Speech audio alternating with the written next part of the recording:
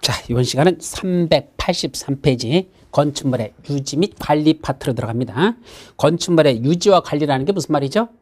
건축물이 다 완공이 돼서 사용 승인 받았으면 이제 사용하면서 붕괴되지 않도록 건축물을 잘 관리하자, 유지하고 관리하자 이겁니다. 누구한테 책임이 있을까? 유지관리 책임은 첫 번째 줄에 이제 보면 건축물의 소유자나 관리자가 라고 돼 있잖아. 따라서 건축물의 소유자 또는 관리자, 이 사람들이 유지관리 책임자라는 게 첫 번째고, 따라서 특시, 특도, 시장, 군수, 구청장이 유지관리 책임자도 하면 안 돼요. 자기 건물이니까 지가 하라는 얘기입니다. 소유자 또는 관리자가 유지관리 책임을 진다 이 소리고, 그 밑에 보시면 건축물의 정기점검 및 수시점검이라는 게 있습니다. 그럼 제대로 유지관리하기 위해서는 정기점검이나 수시점검을 하라는 얘기입니다. 그중에 정기점검 대상, 이건 아마 만들어진 지 한 4년 정도 됐는데 아직 시험 문제는 나지는 않았어요. 그래서 새로 신설되고 한 4년 됐는데 아직은 시험 문제 난 적은 없다. 이때 정기점검이라는 게 무슨 말이더냐? 바로 주기적으로 이 건축물에 문제가 없는지 점검을 하라는 얘기입니다. 어떤 건축물들이죠? 그 밑에 박스 속에 있는 거. 첫째, 다중이용 건축물. 많은 사람들이 이용하는 건축물이 있었죠. 16층 이상 되는 것. 또는 5,000점, 바닥 면적가 5,000점 이상에서 나는 판문종,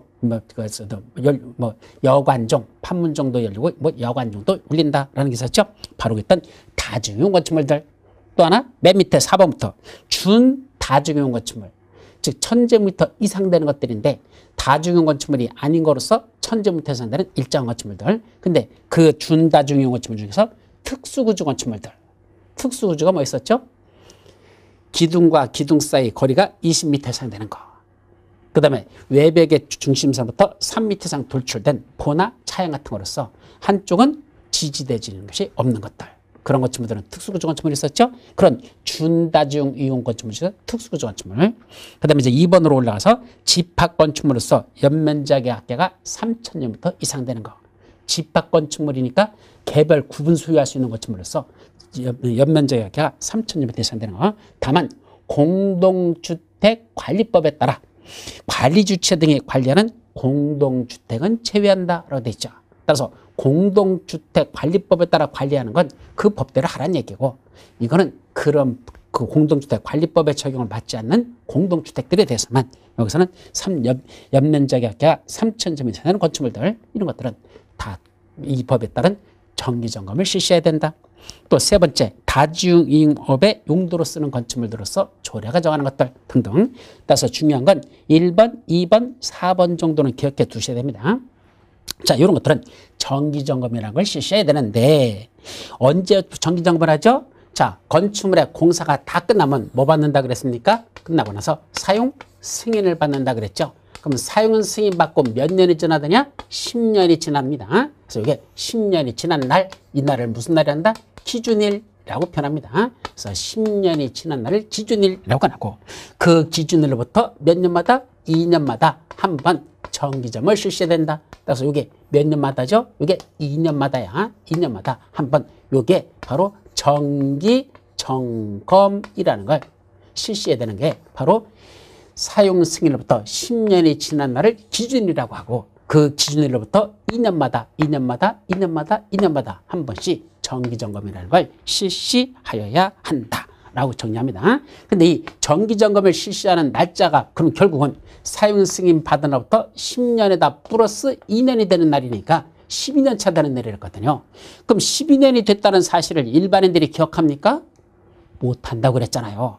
매년 돌아오는 생일도 까먹고 사는 게 우리 인간인데 어떻게 12년이 지났다는 거예요. 그 12년이 돼서 이 건물이 사용 승인 받고 나서 15년이 지났다는 날짜를 누가 기억합니까? 못하죠. 따라서 뭐가 필요하단다? 이 기준 되는 날부터 2년이 되는 날, 그날 며칠 전까지만, 그건 다음 페이지에 나와요. 그거는 여러분들 다음 페이지 맨 위에 보시면 2년이 된 날에 3개월 전까지, 2년이 된 날에 3개월 전까지 뭐라고 통지하랍니까? 그 소유자 또는 관리자한테 당신의 건축물은 사용 승인으로부터 10년이 지나고 다시 그로부터 2년이 되는 날이 됐는데 그 다음 3개월 후에는 2년이 됐으니까 그 3개월 후에는 뭐 하십시오?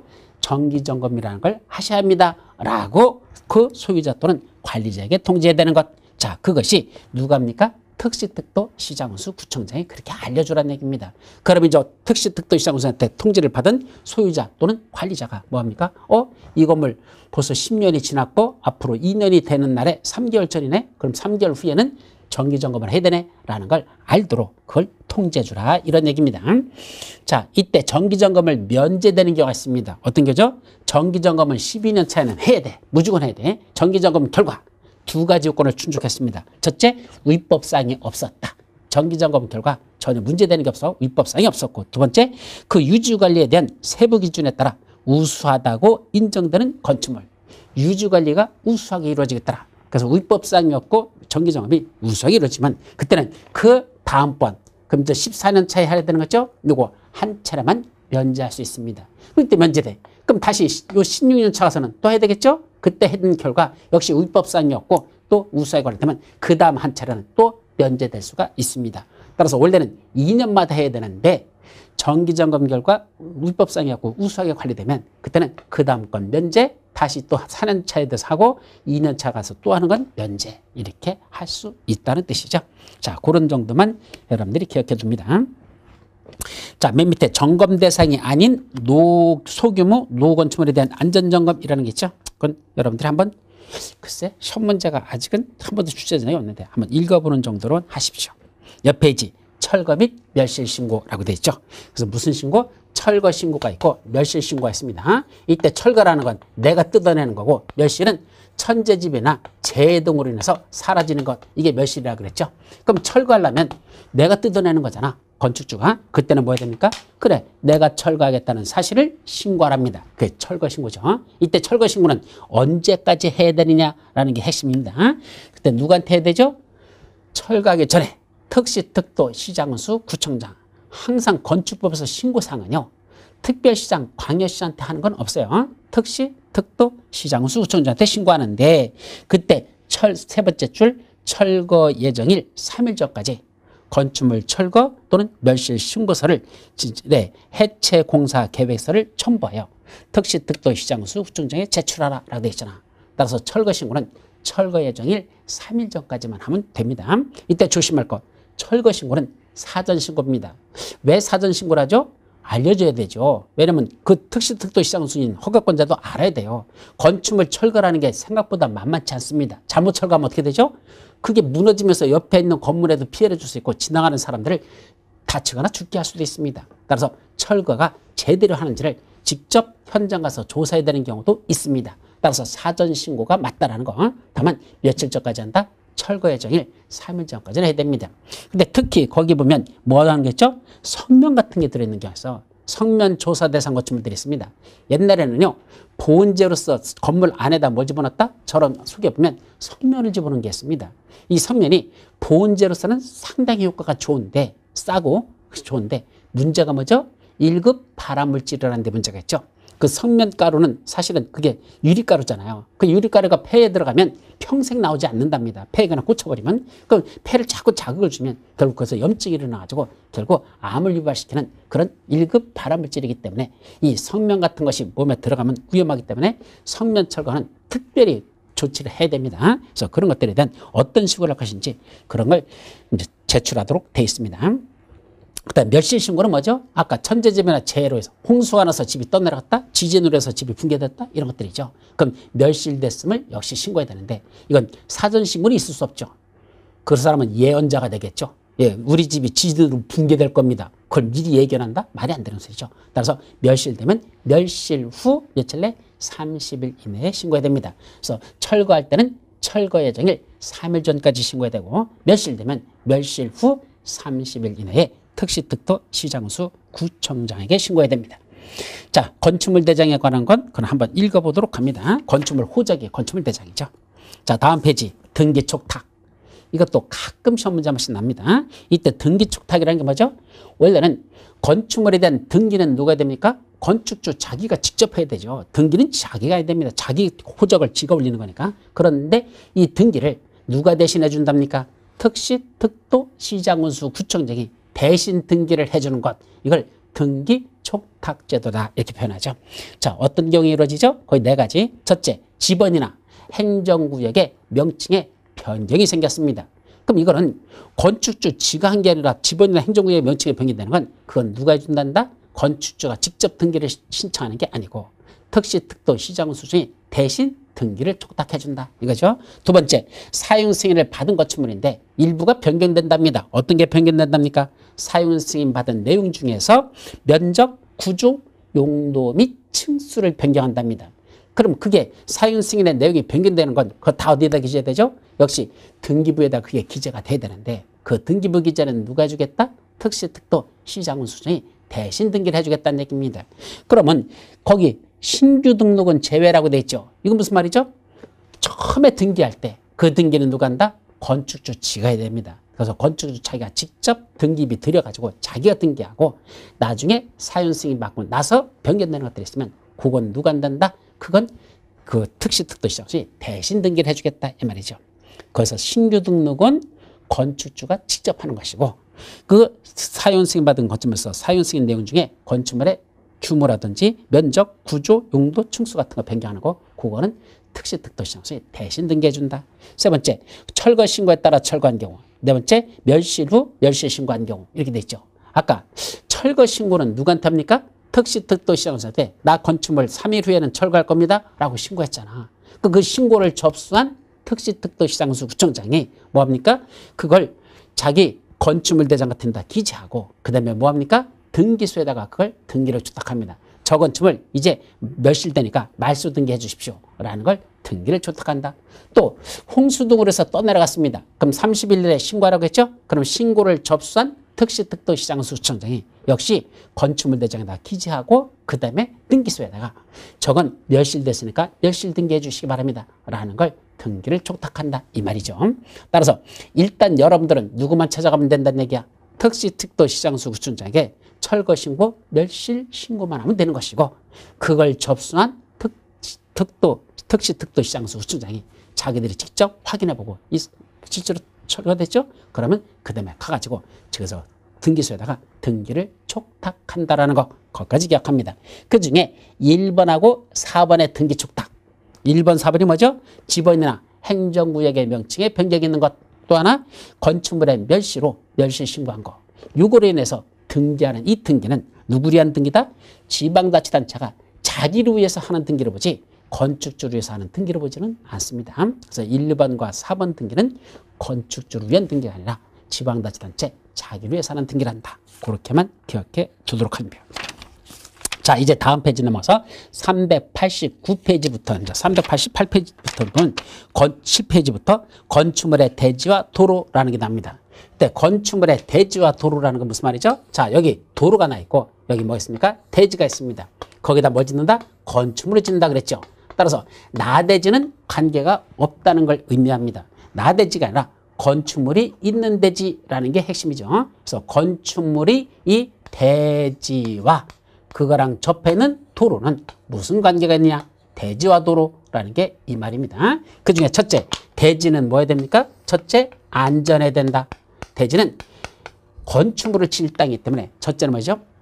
첫 번째는 당연히 안전해야 된다라는 게 제일 핵심입니다. 그래서 대지의 안전 등이라는 게 나오잖아. 그 다음 페이지면 일정한 대지에는 뭐 돼야 된다? 적용돼야 된다. 예, 건축물을 지으려면 대지에다 적용해야 된다 이거죠. 또 사람들이 많이 찾는 큰 건축물은 사람들이 오셔가지고 그 건축물을 이용한 후에 이 대지에서 잠시 쉴 수 있는 대지에다가 소규모 휴식 공간을 만들어줘야 되는데 그걸 한마디로 공개, 공지나 공개 공간 등 해가지고 합쳐서 공개, 공지 등이라는 걸 설치하여야 합니다.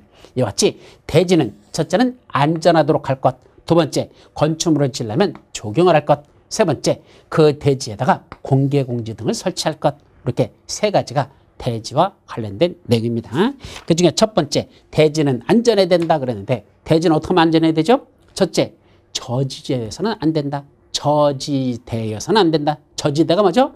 낮은 지대에서는 안 된다 이 말입니다. 이때 낮다는 게 무슨 말이죠?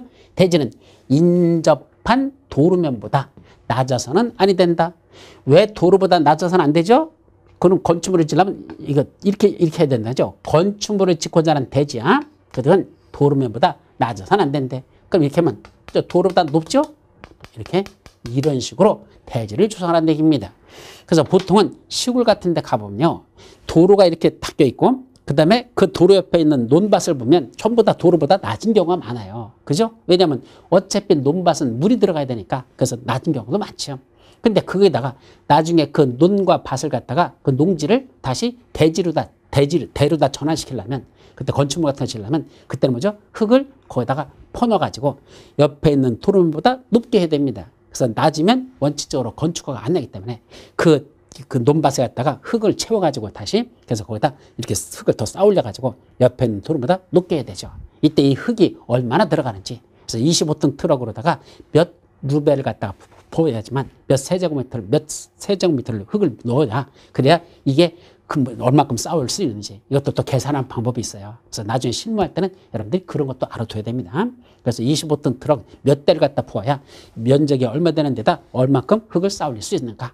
또 흙이 처음에 쌓으려면은 이게 처음에는 흙을 갖다 볶기 때문에 이게 집안이 약해요. 그러다 보니까 통상은 한 2년 정도는 기다려야 됩니다. 근데 요새 2년까지 누가 기다립니까? 그냥 그 불도저 같은 거로다 미는 거 있죠? 그거로다 그냥 대략 다져가지고 하는데 그렇게 다지고 대략 다지고선 건물 졌다가 나중에 뭐 하죠?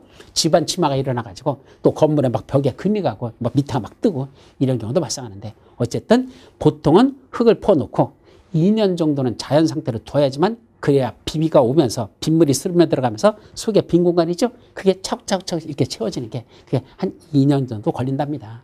그래 놓고 나서 물론 흙 두께를 얼마나 쌓느냐에 따라 달라지겠지만 그래 놓고 그 다음에 건물을 져야 어느 정도 안전한데 요새는 그냥 흙 채우자마자 그 다음 달에 바로 건물 짓고 하는 이런 것들이 자칫했다가는 심각한 집안 침하를 일으킬 수 있죠.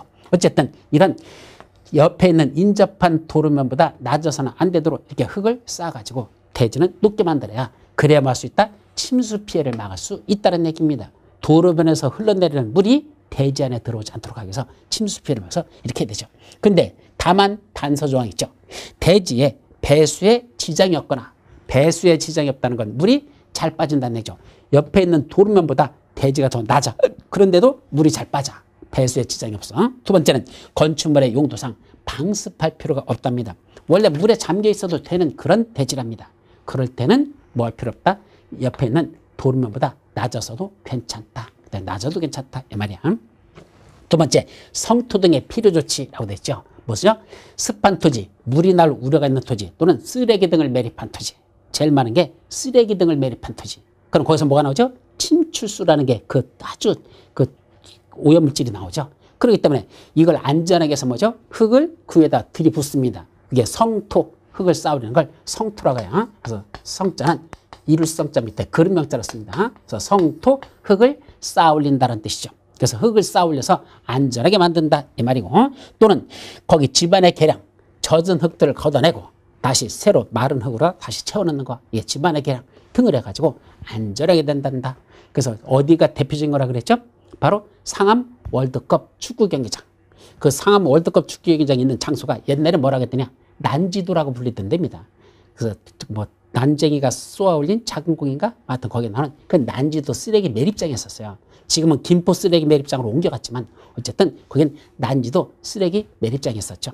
그래서 거기다 쓰레기를 가득 채워놓고 이제 더 이상 채울 수 없으니까 이제 다른 데로 옮겨가면서 그 위에다가 흙을 제가 알기로는 60m를 부은 거로 같습니다. 흙을 60m를 쌓아 올려놓고 그 위에 상암 월드컵 경기장하고 그 옆에 골프장하고 그다음에 거기 무슨 그렇게 전망 그래서 사람들이 구경할 수 있는 걸 무슨 하늘공원인가 뭔가 만들어 놨어요. 자, 그 공간이 전부 다 뭐란다? 옛날 거기가 난지도라는 쓰레기 매립장이 있었죠. 흙을 쌓아 올려놓고 안전하게 한 후에 그 위에 건축물을 지었다. 그것이 바로 성토다 이런 뜻이야. 세 번째 배수시설. 당연히 빗물이나 또는 오수를 배출하거나 처리하기 위해서 필요한 하수관이라든지 하수구, 저수 탱크 같은 그런 시설은 당연히 설치해야 되죠. 땅속에는 당연히 들어가죠. 그 밖에 옹벽 등의 필요지치. 이때 옹벽이라는 게 뭐죠? 자, 이렇게 되어 있는 것들. 자, 여기 경사도가 아주 가파르잖아. 이 경사도 가파른 여기에는 뭐 한다? 당연히 옹벽을 설치해야 된다는 얘기죠. 만약에 옹벽 설치하지 않으면 여기다 건축물을 지었습니다. 뭐 되죠? 이거 붕괴돼 버리면 여기 붕괴돼 버리면 이 건물 무너지고 밑에 있는 건물도 그것도 심각한 피해를 입을 수 있겠죠. 따라서 이런 데는 옹벽을 설치해야 된다. 이게 옹벽입니다. 근데 옹벽은 무너져 내릴 우려가 있는 토지, 즉 손괴, 무너져 내릴 우려가 있는 손괴 우려가 있는 토지에는 저런 옹벽 등을 설치하거나 그 밖에 필요한 조치를 하라고 돼 있죠. 근데 밑에 심화학습이 가끔 시험 문제 나요. 심화학습. 이건 옹벽을 어떤 경우에 설치할까라는 게 나오죠. 첫째, 성토 또는 절토하는 부분의 경사도가 1대 1.5 이상으로서 높이가 1m 이상 되면 그때는 옹벽을 설치하여야 한다라고 되어 있죠. 자, 이때 이 경사도를 말하는데 이 경사도가 얼마랍니까? 1대 1.5 이상 그랬습니다. 이때 1대 1.5라는 게 이게 무슨 말일까? 저 처음에 강의할 때는요. 1대 1.5라는 게 가로 대 세로인 줄 알았어. 따라서 이 가로 대 세로니까 이렇게 되겠죠. 1대 1.5 이렇게 너는 생각했었거든요. 그때 경사도가 가파르잖아. 여기다 옹벽을 설치해야 된다. 이렇게 얘기했는데 아니랍니다.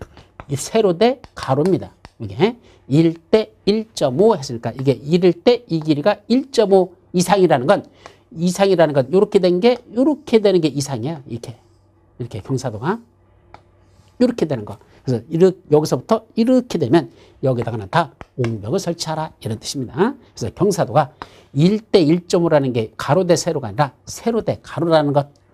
그래서 그랬더니 교수님 맞습니까? 라고 하길래 이거는 제가 건축사 자격증이 있는 분이 공인중개사 시험을 보러 가셨어요. 공부한다고 오셨어요. 그래서 제가 처음에 벌써 한 10여 년 전 얘기인데 그때도 1대 1.5 이렇게 가르쳤더니 아니래요.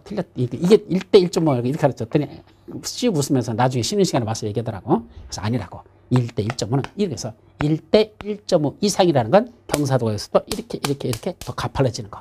이게 1대 1.5 이상이고 이때 높이가 1m 이상이면 여기다가 뭐 설치한다? 옹벽이라는 걸 설치하여야 한다 이 말입니다. 그때 옹벽의 높이가 2m 이상이면 1m가 아니라 높이가 이게 2m 이상이면 그때는 이걸 뭐라 할 걸? 원래는 콘크리트 구조로다 설치합니다. 또 옹벽의 외벽면에는 이게 시험 문제 여러분 두 번이나 났었어요. 옹벽의 외벽면 하면 어딜 말하죠? 이게 내벽면이고 이 바깥쪽이 외벽면입니다. 그래서 옹벽의 외벽면에는 뭐 할 수 있도록 이에 지지 또는 배수를 위한 지지대라는 건 이렇게 받쳐준다는 뜻이죠. 배수는 물이 빠지는 거죠. 그 지지나 배수를 위해서 여기다 뭐 하는 거? 이렇게 뻥꺼내서 뭐가 빠져나오는 거. 이건 괜찮아. 그래서 원래는 옹벽 같은 걸 콘크리트 쳐버리면요. 여기 물이 스며들어가잖아요. 이 물들이 속에 가득 차버립니다. 그럼 이 물이 흙하고 같이 토합하고 수압하고 영향을 받아가지고 이게 터져버려요. 그럼 터져버리면 이쪽도 작살나고 이 위에도 작살나겠죠. 그래서 여기다 뭐한다? 배수공. 물이 빠져나갈 수 있는 구멍을 뚫어버리죠. 근데 그 배수구가 이렇게 튀어나오는 거. 이거는 괜찮다는 얘기입니다. 또 하나, 이거 무너지지 말라고 여기 뭐 하는 거? 이렇게 받쳐주는 지지대를 이렇게 되는 거. 이거는 외벽면에 이렇게 받쳐주는 지지대나 배수 구멍을 뚫는 거. 이런 것들은 튀어나오는 구조로 돼 있죠? 이래서는 된다?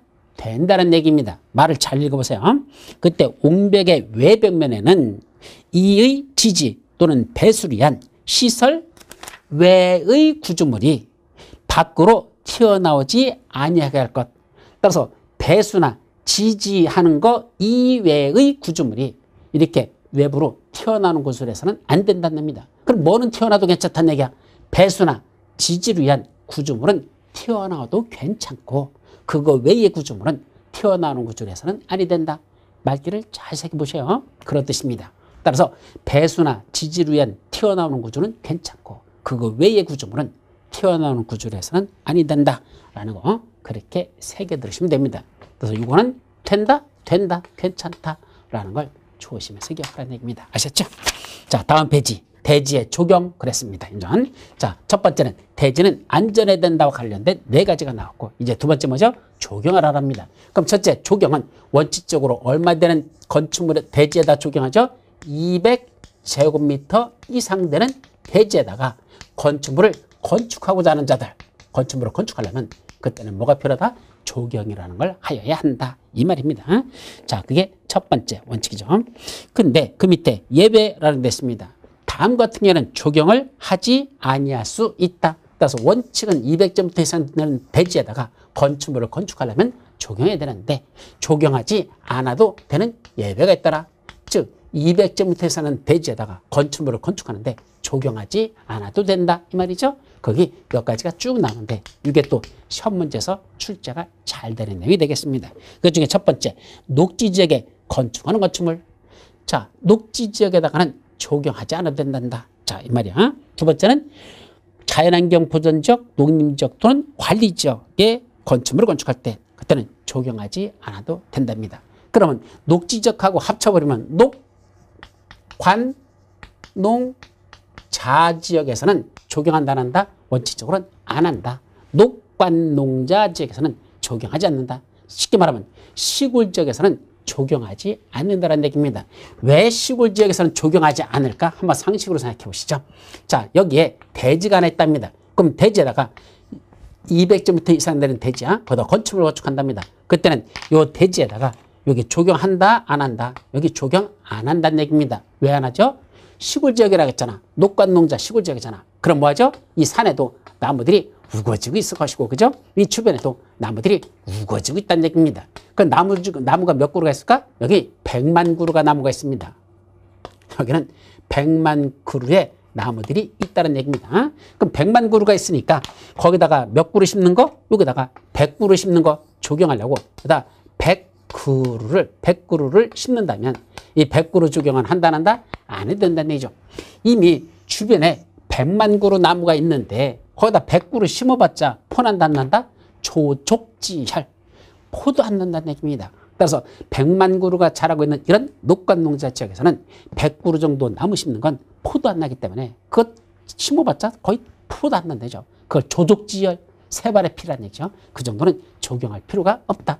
100그루 심으나 안 심으나 차이가 없으니까 적용할 필요가 없다. 이것이 원칙입니다. 다만 여기 관농자 지역 안에 뭐가 정됐습니까? 지구 단위 계획구역. 그럼 지구 단위 계획구역은 뭐 하는 지역이죠? 개발하려고 하는 지역이다 그랬습니다. 그래서 관농자 지역에 지구 단위 계획 구역이 지정돼 있다면 그 지구 단위 계획구역 안에서는 개발하는 지역이니까 그때는 뭐가 필요하다? 적용이라는 걸 하여야 한다. 그렇게 이해하시면 됩니다. 또 3번하고 4번하고 5번은 뭐에 관한 거죠? 공장과 관련돼서 적용하지 않아도 되는 것들입니다. 그 다음에 공장, 이것도 시험 문제 났었어요. 그래서 원래 법조문에서는 이게 서로 떨어져 있거든요. 그래서 저는 이걸 한쪽에다 몰아버린 겁니다. 그래서 한꺼번에 해보자. 첫째는 공장을 짓는데 공장의 대지 면적이 얼마 된답니까? 5,000제곱미터 미만인 대지. 그러니까 공장의 터부지가 5,000제곱미터 미만이라면 그런 작은 대지 안에서는 적용할 필요가 없다. 5,000제곱미터 미만인 대지에다가 공장을 지을 때는 적용할 필요가 없다. 두 번째는 이제 대지 면적이 아니라 건축물의 연면적을 따집니다. 그때 연면적의 합계가 1,500제곱미터 미만밖에 안 되는 공장. 그래서 대지로 따질 때는 5,000 미만, 건축물로 따질 때는 연면적의 합계가 1,500제곱미터 미만이라면 그러면 적용할 필요가 없습니다. 세 번째는 대지 규모나 건축물 규모를 묻지 않는 게 있죠. 어디 안에 쓰인다? 산업단지 안에 있는 공장. 산업 집적 활성화 및 공장 설립에 관한 법률에 따른 산업단지 안에 있는 공장에서는 적용할 필요가 없다라는 거. 따라서 공장 중에 적용하는 게 세 가지가 있는데 첫째는 대지 면적은 5,000제곱미터 미만, 연면적의 합계는 1,500제곱미터 미만. 세 번째는 규모 따지지 않고 산업단지 안에 있는 공장. 이런 것들은 적용할 필요가 없다. 이렇게 기억하죠. 그 다음에 여섯 번째 보면 물류시설. 그 물류시설도 시험 문제 잘 나는 건데 원래 물류시설의 규모가 얼마밖에 한다? 1,500제곱미터 미만인 물류시설은 원칙적으로 적용하지 않습니다. 따라서 연면적의 1,500제곱미터 미만인 물류시설은 원래는 적용하지 않는데 다만 어디다가 그런 물류시설을 설치했답니까? 주거지역하고 상업지역 안에다가 물류시설을 설치한다면 그 주거지역, 상업지역 안에 1,500제곱미터 미만인 물류시설이라 하더라도 그건 적용할 필요가 있다. 적용해야 됩니다. 그래서 원칙은 연면적의 합계가 1,500제곱미터 미만인 그런 작은 물류시설은 적용하지 않아도 되는데 주거지역과 상업지역 안에서만 그런 1,500제곱미터 미만인 물류시설도 적용을 필요로 한다라는 걸 기억하시죠. 그 다음에 일곱 번째 보면 대지에 염분이 함유되어 있는 경우. 염분이 함유됐다는 건 뭐죠? 바다를 메꿔가지고 육지를 만들었는데 그 땅을 파보니까 속에서 하얀 소금이 나온다는 얘기입니다. 거기다가 적용한다 안 한다? 적용할 필요가 없다는 얘기입니다. 왜 안 하죠? 적용해봤자 그 나무들 다 죽어요. 예, 소금기가 있는 데다가 나무 심으면 무슨 나무 빼놓고는 저 동남아시아 가보면 맹글로브라는 나무 있어요. 그 바닷가에 자라고 있는 맹글로브라는 나무가 있는데 그 맹글로브 같은 나무는 원래 바닷속에서 자라는 거니까 괜찮지만 일반적인 나무들은 소금기가 있으면 그 나무들이 자라지를 못하고 다 말라 죽습니다. 따라서 조경할 필요가 없다. 축사. 돼지 새끼가 나무 구경할 일 있냐? 예, 축사는 조경할 필요가 없습니다. 또 하나, 도시군계획시설 또는 도시군계획시설 예정지에 건축하는 허가대상 가설건축물. 아까 가설건축물에 대해서 했었죠? 그중에 허가대상인 가설건축물 2년이 지났는데 아직도 단계별 집행이 수립되지 않았거나 1단계 집행에 포함되지 않은 그러한 도로 예정지 거기다가 일부 3년 동안만 해도 쓰지 않아서 가설건축물 건축허가 받고 질 수 있었죠? 이때 허가 받고 짓는 가설건축물은 적용한다 안 한다? 안 한다는 얘기입니다. 왜 적용 안 하죠? 임시잖아. 3년 지나면 원칙적으로 뭐 해야 돼? 철거하고 도로 만들 땅이야. 그러면 3년 동안 거기다 가설건축물 치는 땅에다 또 나무 심는다? 무슨 나무가 3년만 심으려고 3년만 기르려고 심습니까? 그러려면 아예 가설건축물만 지으면 되는 거지. 그게 200제곱미터 이상 된다 하더라도 적용할 필요가 없다는 얘기입니다. 그래서 그런 그 가설건축물을 짓는데 허가 대상인 가설건축물을 짓을 땐 적용할 필요가 없다라고 이해하시면 되겠죠. 자, 그 다음에 옥상 조경이라는 게 있죠. 일정한 건축물에는 대지 조경만 하는 게 아니라 그 건축물의 옥상에도 적용을 해야 됩니다. 여기 대지 조경만 하는 게 아니고 어디도 적용한다? 옥상에 여기에도 나무를 심어야 된다. 이걸 옥상 조경을 하라는 얘기입니다. 그때 얼마큼 하면 되죠? 얼마나 하려는지는 원래 조례로 정하게 돼 있어요. 그래서 지방자치에서 조례에서 기준을 정해놨는데 문제는 그 옥상 조경에 대한 대지 조경 의제라는 게 맨 밑에 나오죠. 시험 문제가 한 번은 날 것 같은데 아직 한 번도 난 적이 없어요. 이건 이상하게 이 조경하지 않아도 되는 것들은 시험 문제가 부지기수로 나는데 옥상 조경에 관한 건 아직은 한 번도 출제된 적은 없습니다. 자, 그러면 옥상에 조경하면 어떤 혜택을 줄까? 옥상에 조경한 면적이 150제곱미터를 조경했다 치자. 그럼 150제곱미터 조경한 면적의 3분의 2에 해당하는 면적. 그럼 150제곱미터 조경한 면적의 3분의 2 하면 얼마가 되죠? 100제곱미터가 되겠죠? 요 100제곱미터 되는 이 면적을 뭐 한 것으로 본다? 대지에 조경된 것으로 본다. 예, 옥상에 조경한 면적의 3분의 2에 해당하는 면적은 어디에도 적용된 거로 본다? 대지에 적용된 거로 본답니다. 그래서 원래 대지 조경 면적에 이 해당하는 면적만큼은 3분의 2에 해당하는 만큼은 대지 조경 안 해도 된다는 얘기죠. 옥상 조경을 한 것만큼 대지 조경의 일부를 빼주겠대. 그럼 옥상 조경 면적의 3분의 2에 해당하는 면적이야. 근데 만약에 대지 조경 면적을 원래 해야 되는 게 200제곱미터였다고 가정해봐. 원래 대지 조경 200제곱미터를 했어야 돼. 그러면 그때 옥상에다 150을 적용했으면 200제곱미터 적용한 것 중에 얼마만 되죠? 3분의 1, 100을 인정받으니까 나머지 100제곱미터만 적용하면 된다는 얘기입니다. 그래서 200제곱미터 적용할 면적 중에서 100은 적용한 거로 보기 때문에 나머지 100만 적용하면 됩니다. 근데 만약에 대지 조경 면적이 100제곱미터만 적용하는 게 원칙이라고 가정해보죠. 그러면 150을 적용했으니까 대지 조경 100만 하면 되는데 150의 3분의 2가 100이니까 100을 다 인정받으면 대지 조경 하나도 안 해도 되네. 그럴까? 안 됩니다. 거기에 단서가 붙어 있습니다. 그때 옥상 조경 면적을 다 인정해 주는 게 아니고 대지 조경 면적 원래 할 거에 100분의 50을 초과할 수 없습니다. 따라서 100분의 50까지만 인정해 주겠단 말입니다. 따라서 100제곱미터를 적용할 거에 반인 50제곱미터는만 인정해 주겠다 이 소리거든요. 따라서 요 100제곱미터 적용하는 거에 50%인 50제곱미터만 인정해 주니까 나머지 대지 조경 50제곱미터는 해야 됩니다. 그래서 원칙적으로 대지 조경이 100제곱미터를 해야 된단다. 근데 옥상에 150제곱미터 조경을 했단다. 그럼 옥상 조경 면적의 3분의 1을 인정해 주니까 100제곱미터를 인정받으면 원래 100 할 거에 100을 인정받으니까 하나도 안 해도 될 것 같죠? 안 된다. 그때는 대지 조경 면적의 100분의 50을 초과할 수 없다. 100제곱미터에 50을 초과할 수 없다. 50까지만 인정받는다. 따라서 나머지 50은 대지 조경하여야 한다. 라고 이해해 주시면 됩니다. 여기까지. 그 옆에 이제 세 번째 뭐가 나오죠? 공개공지와 관련된 내용입니다. 이건 시험 문제 아주 출제가 잘 되는 내용입니다. 이 셋 중에서 가장 시험 문제가 많이 늘어나는 것 중에 하나가 공개공지 등에 관한 거죠. 첫째, 공개공지란 사람들이 일반인이 사용할 수 있도록 소규모 휴식 공간을 만드는 겁니다. 즉 사람들이 많이 찾는 큰 건축물을 지으려면 거기 찾아오신 분들이 잠시 쉬었다 갈 수 있는 소규모 휴식 공간을 그 대지 안에다 설치하는 걸 공개공지 등이라고 표현했었죠. 첫째, 그럼 공개공지는 아무래도 사람들이 많이 찾는 지역에다가 설치한다 그랬으니까 그 용도 지역이 어디일까? 공개공지 설치 지역하고 나오죠. 첫째는 일반 주거지역, 준주거지역, 상업지역, 준공업지역. 이렇게 일단은 거기까지.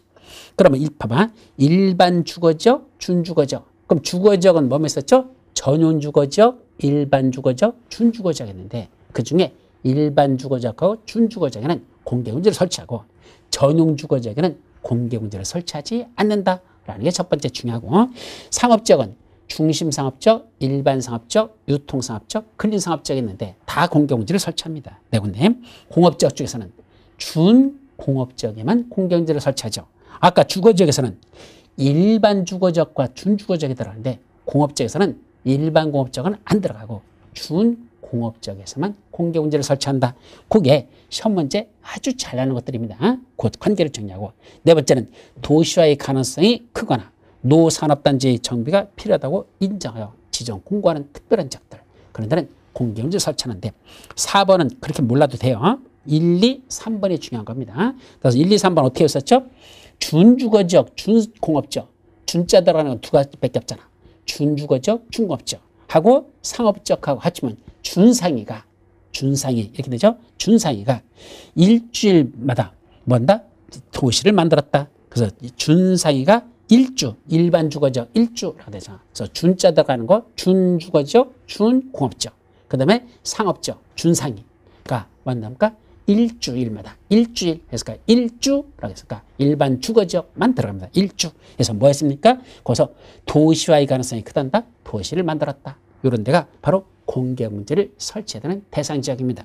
그러면 그러면 이제 그림으로 그려보면 어디랍니까? 여기 들어가는 게 첫째 일반 주거지역, 그 다음에 준주거지역, 그 다음에 상업지역 네 군데, 그 다음에 준공업지역. 이런 지역 안에서만 뭐 한다냐? 그 다음에 나머지가 있다면 도시화의 가능성이 크다고 인정하는 지역들, 이런 데죠. 자, 이런 데가 원래 공개공지를 설치해야 됩니다. 그럼 이런 지역 안에다 있는 대지들이 있을 거 아니야. 이 안에도 땅들이 이렇게 있을 거 아닙니까? 이 안에는 모든 건축물이 다 공개공지를 설치합니까? 아닙니다. 이러한 용도 지역 안에서만 어떤 건축물을 지을 때만 공개공지를 설치하냐? 아무 건축물이나 다 들어가는 게 아니라 거기 열거되어 있는 것들. 어떤 것들이죠? 맨 밑에 문화 및 집회시설, 판매시설부터 쭉 그 밖에 다중이 이용하는 시설로서 크게 일일이로 나눴잖아. 근데 밑에 있는 사람, 이게 한마디로 말하면 이런 건축물이죠? 사람이 많이 찾는 큰 건축물들입니다. 이런 것들 전부 다 사람이 많이 찾는 큰 건축물 이렇게 오시죠. 그래갖고 거기 외우는 방법은 운수 숙박업에 종사하는 버스기사가 판문종을 5,000번 울렸다. 여기 운수 숙박업을 운숙업 그래서 운수 숙박업 그래서 운수업에 종사하는 누가 있어요? 원래 운수업이 아니라 운수업이라고 하죠. 운수업 하면 뭐죠? 버스 같은 거, 이런 거, 택시 같은 거, 이런 거에 사업을 하는 분들, 그걸 바로 운수업이라고 그래. 그에 종사하는 누가 있습니까? 버스 기사가 있습니다. 그래서 운수업에 종사하는 버스가 뭐였답니까? 판문종을 몇 번 울렸다? 5,000번 울렸다. 이렇게 왔는데 운수업에 종사하는 버스기사가 판문종을 5,000번 울렸다라고 했는데 여기서 이제 첫째가 이 운이 뭐죠? 운수. 그 다음에 수는 숙박, 업은 업무시설. 운수시설, 숙박시설, 업무시설. 그 다음에 판매시설, 문화 및 집회시설, 종교시설. 이렇게 되죠. 근데 거기다 뭐 한답니까? 5,000번. 라는 건 바다 면적이 5,000제곱미터 이상 된다. 또는 규모가 크다라는 의미입니다. 그래서 규모가 크다라는 뜻을 여기서는 바닥 면적의 합계가 5,000제곱미터 이상이라는 뜻이고, 그 5,000제곱미터 이상 되는 운수업, 숙박업, 업무시설, 운수시설, 숙박시설, 업무시설, 판매시설, 종교시설, 문화 및 집회시설, 종교시설인데 이때 판매시설에 뭐는 빠진단다? 판매시설에 괄호 속에 들어있어요. 판매시설 뭐가 빠지죠? 바로 농산물 유통시설. 여기서 대표적인 농산물 유통시설이 뭐죠? 농수산물 유통시설에는 이것도 시험 문제 나왔던 거야. 이거는 제외라고 했습니다. 그러면 판매시설 중에 농산물 유통시설에 가보면 뭐가 없다는 얘기야? 공개공지 없다는 얘기입니다. 이 제외라는 건 공개공지를 설치하지 않아도 된다라는 거죠. 그럼 공개공지가 없으니까 결국 뭐 한다는 얘기야? 쉴 수 있는 소규모 휴식 공간이 없습니다. 대표적인 게 어디죠? 가락동 농산물 시장을 말합니다. 그런 데가 농산물 유통시설, 바로 가락동 농산물 시장이죠. 거기 가보라는 얘기입니다. 자, 배추 5포기를 샀습니다. 들고 다니죠. 다리 아프잖아. 쉬어야 되겠습니다. 둘러봤더니 공개공지가 보이지 않습니다. 설치하지 않아도 되니까. 그럼 어떻게 해야 됩니까? 그때는 배추 5포기를 깔고 앉으면 되겠죠. 그럼 배추 다 버리라고? 그럼 깔고 앉기 싫으면 뭐 하면 되죠? 전날, 가락동 농산물 시장 가기 전날 대중목욕탕을 갑니다. 그럼 대중목욕탕에 들어가 보시면 거기 뭐 있죠? 때밀이라고 앉아가지고 씻을 수 있도록 플라스틱으로 된 통들이 하나씩 다 있죠. 그죠? 그거 깔고 앉아서 있습니다. 근데 나올 때 뭐 하더냐? 그 통을 하나를 들고 나옵니다. 근데 그냥 들고 나오면 걸리잖아. 주인이 그거 못 가져가겠잖아. 그럼 뭐 하면 되죠? 예, 배에다가 그걸 넣고 그다음에 옷을 이렇게 입습니다. 그럼 뭐가 되죠? 임산부가 돼버립니다. 그죠? 임산부 다니면서 뱃속에 넣어가지고 이거 지금 도덕질 하는 걸 지금 가르치고 있습니다. 그래서 뱃속에 넣어서 이렇게 해서 불룩하게 가지고 그걸 들고 옵니다. 임산부라고 해서 갖고 왔어. 그래서 집에 와가지고 그다음에 뭐 하더냐? 그 다음날 아침에 가락동 농산물시 갈 때는 그냥 치마를 입으면 안 됩니다. 미니스 같은 건 더더욱 안 됩니다. 뭐죠? 무슨 바지라지? 멤뽀 바지라나? 무슨 바지라죠? 풍성한 거 있잖아요. 이렇게 작업할 때 있는 그 바지를 입습니다. 그 바지를 입고 그 다음에 그걸 히프에다가 이렇게 아까 가져왔던 거 거기다가 끈으로 묶어가지고 여기다 이렇게 묶습니다. 그리고 뒤에는 이제 앉을 수 있도록 그걸 끈으로 묶어가지고 고무줄로 묶어가지고 그 다음에 가락동 농산물 가가지고 배추 들고 돌아다니다 다리 아프면 뭐 한다? 아무 데나 앉아버리면 됩니다. 어차피 히프에다 그걸 달고 다니니까 아무 데나 앉아도 되겠죠. 그게 바로 어디 가서 쓰란다? 가락동 농산물 시장에 가면 뭐가 없기 때문에 공개공지가 없기 때문에 그때 쉬는 방법은 그렇게 준비해서 가야 된다는 것. 그렇게 일단 기억하시고. 자, 그러면 어디에서만? 준상위 지역 했습니다. 그래서 준자 들어가는 준주거지역과 준급지역과 상업지역 합쳐서 준상위가 뭐랄까? 일주일, 일주죠. 일주일 만에 도시화를 이룬 이런 지역에서만, 준상위가 일주일 만에 도시화를 이룬 이런 지역에서만 무슨 업소가 한다? 운수업에 종사하는 버스기사가 판문종을 몇 번 넣었다? 5,000번 올렸는데 그 판매시설 중에서 농산물 유통시설은 제외된다. 그런 데는 공개공지를 확보해야 되는 대상 지역이다. 아주 시험 문제가 잘 나는 겁니다. 거기까지는 꼭 기억해 두도록 합니다. 아셨죠? 자, 그 다음에 이제 넘어가셔서 관련된 게 어디였죠? 판문종. 그래서 다음 페이지 공개공지 등의 확보 면적. 얼만큼 공개공지를 확보해야 될까? 전체 대지 면적 중에서 공개공지를 확보해야 되는 건 얼마나 해야 될까요? 대지 면적의 100분의 10 이하의 범위에서 건축 조례로 정한다 라고 되어 있죠. 따라서 전체 대지 면적이 1000제곱미터라면 1000제곱미터의 10분의 1이니까 100제곱미터를 넘지 않는 100으로 할지 80으로 할지 50으로 할지는 조례로 정하면 된다 이런 뜻이죠. 그때 조경한 면적과 그 매장분화재의 현지 보존 조치 면적도 공개공지 등의 면적으로 할 수 있다. 그래서 공개공지를 일정 규모를 설치를 해야 되는데 그때 조경한 면적 있죠? 그걸 공개공지 면적으로 할 수 있습니다. 또는 문화재 같은 걸 발굴해가지고 그 문화재를 보존하려고 거기다 설치한 공간이 있습니다. 그럼 그 공간은 다 뭐로 본다? 공개공지 면적으로 인정해 주겠다 이 소리죠. 그때 공개공지 등에 설치하는 시설들로서 대표적인 건 거기 공중이 이용할 수 있는 시설로서 긴 의자 같은 걸 설치하거나 또는 파고라 등을 설치하라고 됐습니다. 거기 두 번째 동그라미 2번에 중간에 보면 파고라라는 말이 나오죠. 우리말로는 뭐라고 그런다? 정자라고 번역하시면 됩니다. 파고라, 정자. 예, 그러니까 간이정자 같은 걸 거기다 만들어서 쉴 수 있는 소규모 휴식 공간을 만들어주라는 얘기입니다. 그러면 공개공지를 설치했다는 얘기는 사람들이 쉴 수 있는 공간을 만들어준 거니까 이쁜 짓을 했습니까? 안 한 겁니까? 이쁜 짓 했죠. 따라서 그 이쁜 짓 한 사람에게는 어떤 혜택을 주겠습니까? 건폐율, 용적률, 건축물의 높이 제한을 완화시켜 주겠답니다. 따라서 건폐율은 더 넓게 만들어주고 용적률은 더 크게 해주고 높이 제한은 더 완화시켜서 더 크게 더 높이 그렇게 건축물을 지을 수 있도록 완화시켜 주겠다는 얘기죠. 그런데 구체적으로는 대통령령으로 정하라고 됐습니다. 즉 법률에서는 건폐율, 용적률, 높이 제한 세 가지를 완화시킬 수 있도록 해주고 구체적으로 무엇을 얼마나 완화할지는 대통령령인 시행령을 찾아보라는 얘기입니다. 그랬더니 시행령에 가봤더니 맨 밑에 나오죠? 용적률하고 높이 제한만 완화시켜 줍니다. 아직은 건폐에 관해서는 그 공개공제 안에서 완화시켜주는 건 없고 용적률하고 높이 제한만 현재는 완화시켜주는데 얼마까지? 1.2배까지. 즉 건폐 만약 용적률이 200%라면 200%의 1.2배라는 건 20%입니다. 따라서 200%의 20%니까 2는 4, 40%가 되죠. 그럼 200% 지을 수 있는 용적률을 공개공제를 설치해주면 240%로 그런 용적률을 완화시켜주겠다. 20%라는 뜻이고 또 높이 제한도 원래 1.2배라는 게 120%가 뜻이니까 1.2배니까 그때는 원래 높이가 50m라면 50m에 20%를 더 크게 해서 10m를 더 높여줘서 50m를 질 수 있는 걸 60m까지 짓도록 이렇게 완화시켜주는 거야. 이게 용적률하고 높이 제한을 원래 적용되는 거에 1.2배까지 완화 적용할 수 있다는 거 그렇게 기억하시죠. 맨 밑에 공개공지 등을 뭐로다 쓸 수 있답니까? 연간 60일의 기간 동안은 건축 조례로 정하는 바에 따라 주민들을 위한 문화 행사를 열거나 또는 판촉 활동을 할 수 있는 거로 사용할 수가 있습니다. 자, 여기까지가 공개공지와 관련된 내용들. 자, 이제 두 번째로서는 대지와 접하고 있는 도로. 이 도로를 어디다가 지정하거나 그 도로를 지정하거나 또는 폐지하거나 또는 변경하고자 할 때는 뭐가 필요하단다? 원칙적으로는 지정, 폐지, 변경할 때는 이해관계인의 동의를 받아야 된다. 이게 원칙입니다. 그래서 도로의 위치를 지정 공고하려면 원칙적으로 그 도로에 대한 이해관계인의 동의를 받아야 되는데 이해관계인의 동의를 지정할 때 안 받아도 되는 게 있어. 지정할 때 안 받아도 되는 경우 첫째는 이해관계인이 해외에 거주하고 있답니다.